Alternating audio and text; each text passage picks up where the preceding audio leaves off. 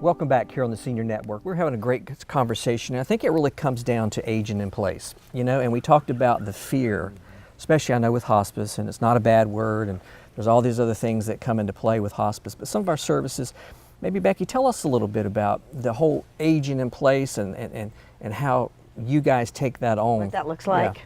Yeah. You know, at the Cypress, again, we have the independent living, and that folks can live in a 4,000 square foot home on the Intercoastal Waterway, right, or a 1-bedroom apartment, 1,000 square feet.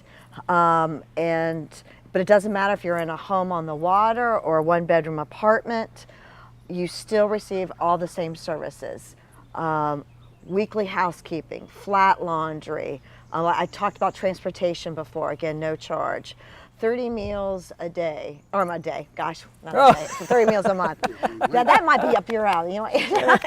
Enjoy signing up. Yes, 30 meals a month. And people are like, wait a minute, I love to cook. Well, of course you do, and you can still cook. I mean, they got fully, you know, beautiful kitchens, you know, state-of-the-art kitchens. So, and the meals are just such a small part of that. The weekly housekeeping, when folks move to the Cypress, we offer flat linens. The wives are like, you know, I'm finally retiring. Is that nice to hear? Because they're the ones running the house, you know, all these years, even in retirement. So they get a little respite from that. And then as you age in place, maybe you no longer drive, transportation's provided. And here, they're coming to get me. We have.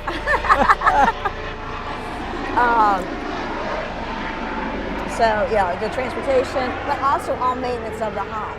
Sure. You know, if the roof leaks, the hot water heater goes out, the dishwasher breaks, that's on us. And also, you know, the men and the women like that too. They're like, oh good, I just a phone call and they're there to fix it.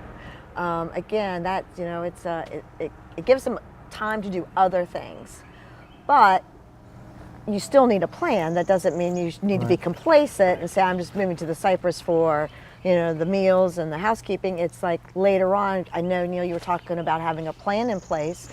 You know, on the Cypress is a 62-bed skilled facility, and to transition is seamless. We try to make it as seamless as possible. Takes away a lot of the anxiety. Oh, it does. Yeah.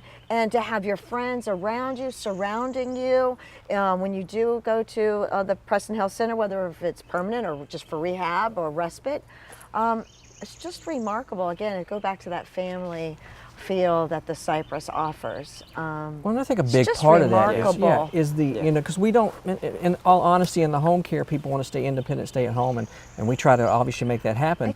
But the social side of that, though, isolation is not like in a community. Yeah, exactly. Yeah, and I think that's a big part of what you offer. Oh, absolutely.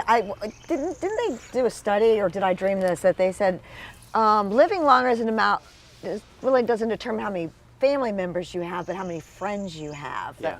Longevity, being social, and having friends is much more important than, you know, being in a home and because being isolation isolated. Leads to depression. Oh gosh, leads to and so you many. forget it. That's so difficult. And Right. you know, we still see that at, you know, sometimes at the Cypress, but not as much. Yeah. Sure.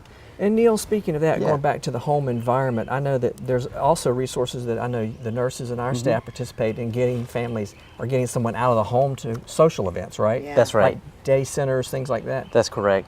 Yeah, there's a lot of things that you know the community offers as far as resources. You know, there's adult day programs, there's programs through organizations that help with cognition. You know, like a Memory Matters. There's a lot of senior centers that people can go have a meal with other people that, you know, like-minded individuals, share some of the same stories and backgrounds.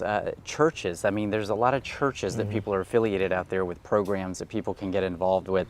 It's just a matter of finding some interest that people have, and they still have. We all have interest, no matter if we're 25 or we're 95, and sometimes it's just access to that. Can we get there? What we try to do right at home is to get people to places. Sometimes it might just be as simple as a transportation need. They need someone to accompany them, and they're not doing well physically, but mentally they're sharp. And they're going to beat that person at that game they want to play, you know, bridge or whatever it is that they're doing. We want to add as much quality to that person's life. Well, you and I had spoken about this earlier today. How are you living when you're living? And you know, and you initially you get that resistance. I will never forget. We had a couple move to the Cypress, and she felt her husband was isolated, still very youthful in their retirement, early in their retirement, and she just felt like her husband was becoming more and more isolated. Wouldn't leave the home, just watched the stock market and read the Wall Street Journal all day. She's like, I can't get him out of the house. And I think going to the Cypress, he will see other men doing things and playing golf on our golf course or playing poker and coming to the clubhouse and reading the newspaper in our clubhouse. And if she wasn't right, I'm like, good for you. Once they moved there, he's now engaged. Wow. And this was her greatest concern. And that was her number one reason for moving to the Cypress. Forget about the meals, forget about the maintenance. It was just getting her husband out to be more social. So it was just, yeah.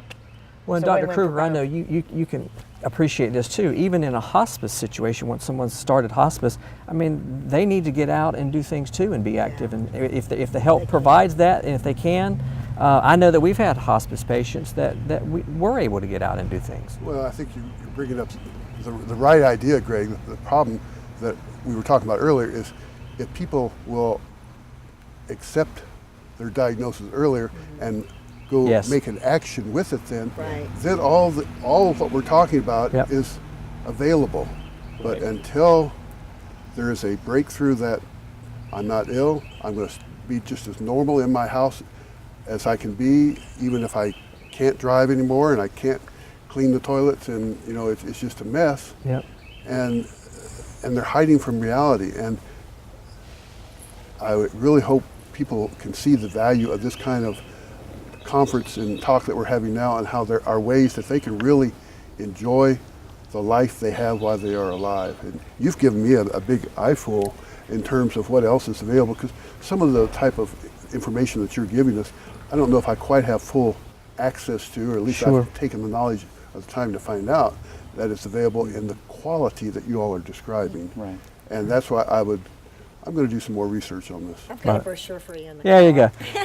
Great job, guys. I really appreciate it. We're out of time, as we always are, but it was a good time. Thank you, and thank all of you for joining us here on the Senior Network, where senior care experts come together. We'll see you the next time.